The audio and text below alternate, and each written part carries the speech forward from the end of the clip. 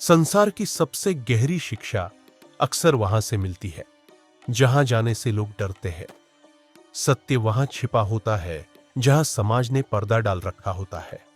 और जीवन की सबसे मूल्यवान समझ उस क्षण जन्म लेती है जब किसी साधु को किसी वेश्या के द्वार पर भेजा जाता है। यह कोई साधारण कथा नहीं, यह मन और मोह की उस जटिल यात्रा का दस्तावेज है जहां बुद्ध की दृष्टि उस अंधेरे में रोशनी ले आती है जिसे दुनिया पाप कहती है। कथा उस समय की है जब तथागत बुद्ध अपनी संघ के साथ भ्रमण पर निकले थे। एक गांव में रुकने के दौरान उन्होंने अपने सभी भिक्षुओं को अलग अलग स्थानों पर सेवा के लिए भेजा ताकि वे समाज को ज्ञान, करुणा और ध्यान की शिक्षा दे सके। सभी भिक्षु खुशी खुशी अपने अपने कार्य पर चल दी। लेकिन फिर बुद्ध ने एक ऐसे भिक्षु को बुलाया जो अत्यंत सात्विक, संयमी और निष्ठावान था। नाम था उस भिक्षु का सुदर्शन। सुदर्शन बुद्ध के सबसे अनुशासित शिष्य माने जाते थे। उन्होंने ब्रह्मचर्य का कड़ाई से पालन किया था। मन और वाणी पर पूर्ण नियंत्रण था। आंखें भूमि से ऊपर कभी उठती ही नहीं थीं। बुद्ध ने उसे बुलाया और शांत स्वर में कहा, सुदर्शन, इस गांव के पश्चिम में एक नगर है। वहां चंदा नाम की एक वेश्या रहती है। तुम वहां जाओ और उसके साथ एक सप्ताह बिताओ। ये शब्द जैसे ही सुदर्शन के कानों में पड़े, मानो धरती हिल गई। भिक्षु की आंखें फैल गईं।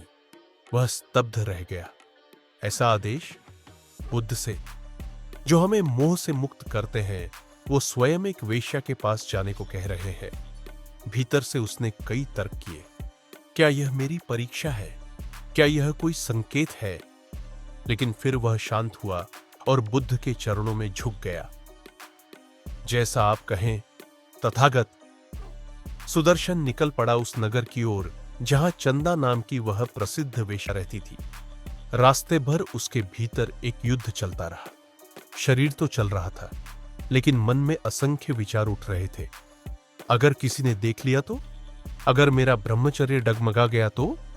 पर बुद्ध ने जो कहा था वह उससे अधिक बड़ा था। जब वह वेश्या के द्वार पर पहुंचा, चंदा चौंक गई।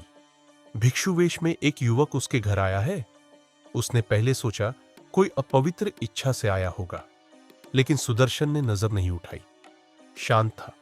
उसने कहा, मैं यहां 7 दिन रहूंगा। यदि अनुमति हो तो भीतर आ जाऊं। चंदा के लिए यह अजीब था, पर क्यूरियोसिटी ने उसे हामी भरवा दी। सुदर्शन एक कोने में बैठ गया, आंखें मूंद ली और ध्यान में लीन हो गया। वह न खाता न किसी से बात करता, बस मौन, स्थिर, जैसे कोई पत्थर का स्तंभ हो।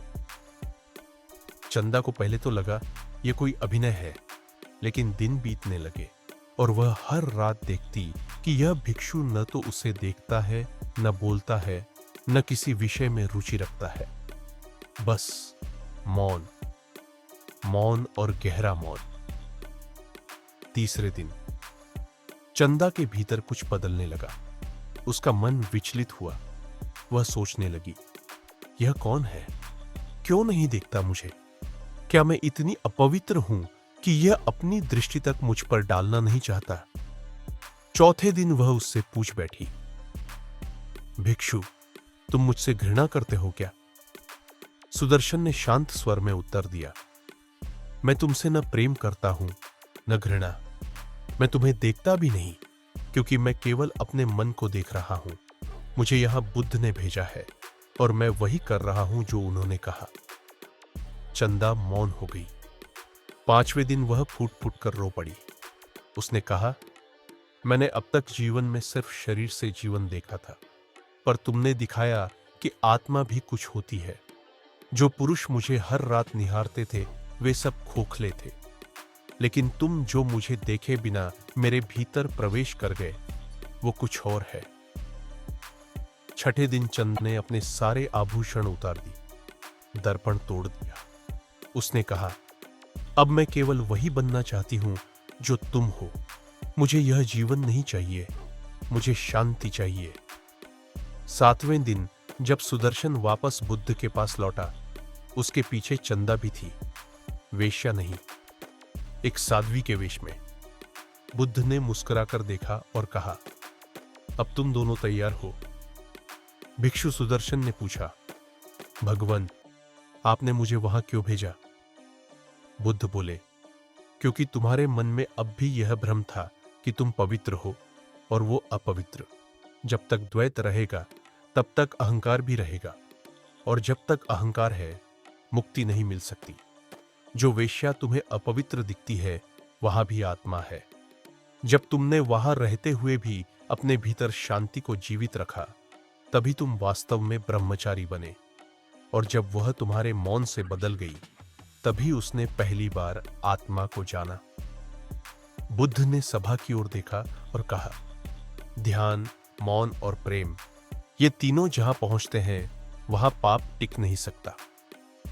चंदा ने भिक्षुणी के रूप में संघ में प्रवेश किया। उसके बाद वह गौतम बुद्ध की सबसे समर्पित अनुयायियों में गिनी जाने लगी। और सुदर्शन, उसका अह अब टूट चुका था। वह जान चुका था कि तप केवल त्याग में नहीं, सह अस्तित्व में है। पवित्रता केवल गुफा में नहीं, वेश्यालय में भी संभव है यदि मन पवित्र हो। इस कथा में दो लोग बदलते हैं, एक जो सोचता था कि वह पवित्र है और एक जिसे दुनिया अपवित्र मानती थी, लेकिन दोनों ही अंधेरे में थे। बुद्ध ने दोनों को एक दूसरे का दर्पण बनाया, एक मौन साधु और एक तड़पतप आत्मा। जब दोनों टकराते हैं तो भीतर जो क्रांति होती है वही धर्म है। यह कथा हमें यह नहीं सिखाती कि वेश्यावृत्ति पाप है या पुण्य। यह सिखाती है कि भीतर की करुणा, मौन और सजगता ही सबसे बड़ा परिवर्तन है। जो वेश्या अपने शरीर से जीवन चलाती है वह अपवित्र नहीं होती। जो समाज उसे नफरत की दृष्टि से देखता है वह दृष्टि अपवित्र होती है। बुद्ध ने दिखाया कि जब प्रेम, करुणा और मौन को हथियार बनाया जाए तो सबसे गहरा अंधकार भी प्रकाश बन सकता है। जब तक तुम दुनिया को पापी और पुण्य में बांटते रहोगे, तब तक सत्य तुमसे दूर रहेगा। लेकिन जिस दिन तुम देख पाओगे कि हर आत्मा के भीतर एक बुद्ध है, उसी दिन भीतर का अंधकार टूटेगा। मौन ही साधना है और प्रेम ही धर्म।